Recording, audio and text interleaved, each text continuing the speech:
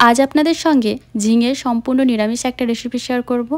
তো আজ তৈরি করে দেখাবো মুগ ডাল দিয়ে ঝিঙের ঘন্ট। তো চলুন দেখে নিই আজকের রেসিপিটা।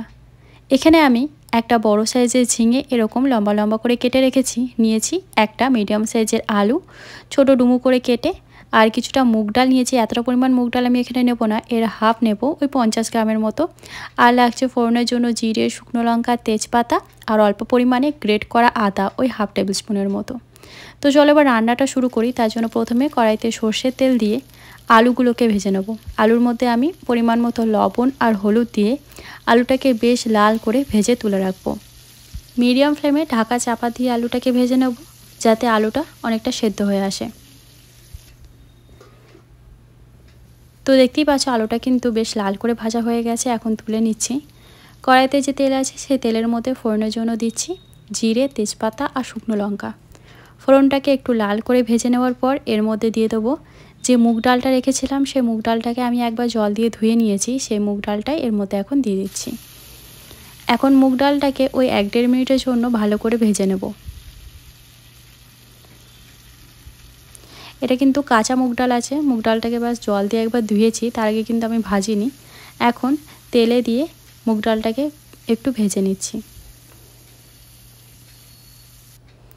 তো ওই 1.5 মিনিটের মতো আমি মুগ ডালটাকে ভেজে নিয়েছি। এখন এর মধ্যে কেটে রাখা ঝিঙেটাও দিয়ে দিচ্ছি।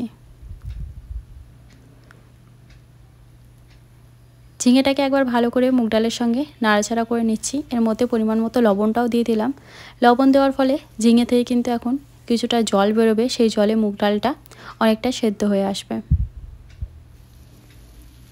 দেখতেই পাচ্ছেন মুগ ডালটা কিন্তু একটু ফুলে গেছে। নাড়াচাড়া করে এর মধ্যে আমি ভেজে রাখা আলুটা দিয়ে দিচ্ছি।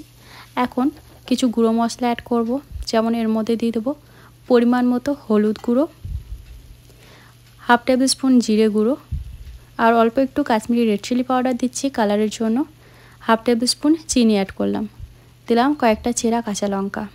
অল্প পরিমাণে জল দিয়ে ভালো করে সমস্ত মশলার সাথে সব সবজিগুলোকে কষিয়ে নেব, ওই মোটামুটি 3-4 মিনিটের জন্য। এর মধ্যে গ্রেট করা আদাটাও দিয়ে দিয়েছি। তো সমস্ত সবজির সাথে ভালো করে এখন মশলাটাকে কিন্তু কষিয়ে নিতে হবে। মিডিয়াম ফ্লেমে ঢাকা চাপা দিয়ে দিয়ে কষিয়ে নিচ্ছি, এতে করে সবজি ডাল তাড়াতাড়ি সেদ্ধ হয়ে আসবে। তো মিডিয়াম ফ্লেমে 3-4 মিনিটের জন্য ভালো করে সব কিছু কষিয়ে নেওয়ার পর এখন এর মধ্যে অ্যাড করলাম 1 কাপ পরিমাণ গরম জল। জলটা দিয়ে এখন আমি ডাল আর আলুটাকে ভালো করে সেদ্ধ করে নেব। মাঝে কিন্তু একবার ঢাকনা খুলে দেখে নিতে হবে যে তলা লেগে যাচ্ছে কিনা। যদি প্রয়োজন পড়ে এর মধ্যে কিন্তু আরও একটু জল অ্যাড করে দিতে হবে।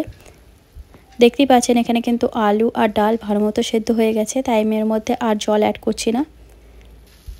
যদি আপনারা একটু গ্রেভি রাখতে চান তাহলে কিন্তু এর মধ্যে আরেকটু জল অ্যাড করে আর একটু ঝোলঝোলে করতে পারেন। তো আমি কিন্তু এরকমই মাখা মাখা রাখবো। নামানোর আগে দিয়ে দিচ্ছি 1 টেবিল স্পুন ঘি।